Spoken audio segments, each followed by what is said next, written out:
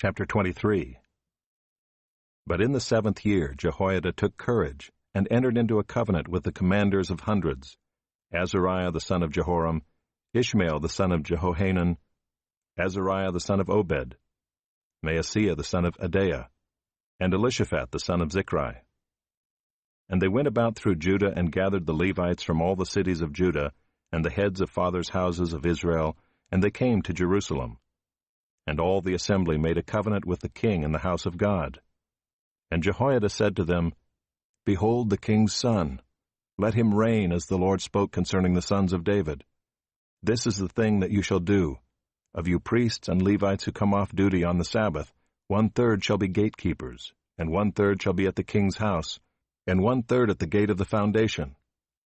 And all the people shall be in the courts of the house of the Lord. Let no one enter the house of the Lord except the priests and ministering Levites. They may enter, for they are holy, but all the people shall keep the charge of the Lord.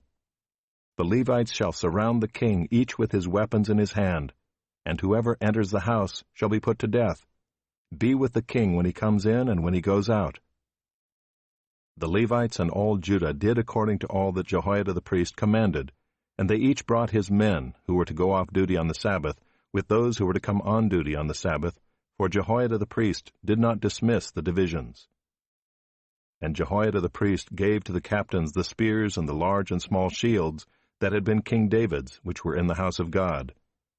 And he set all the people as a guard for the king, every man with his weapon in his hand, from the south side of the house to the north side of the house, around the altar and the house. Then they brought out the king's son and put the crown on him and gave him the testimony. And they proclaimed him king, and Jehoiada and his sons anointed him, and they said, Long live the king. When Athaliah heard the noise of the people running and praising the king, she went into the house of the Lord to the people. And when she looked, there was the king standing by his pillar at the entrance, and the captains and the trumpeters beside the king, and all the people of the land rejoicing and blowing trumpets, and the singers with their musical instruments leading in the celebration. And Athaliah tore her clothes and cried, Treason! Treason! Then Jehoiada the priest brought out the captains who were set over the army, saying to them, Bring her out between the ranks, and anyone who follows her is to be put to death with the sword. For the priest said, Do not put her to death in the house of the Lord. So they laid hands on her, and she went into the entrance of the horse gate of the king's house, and they put her to death there.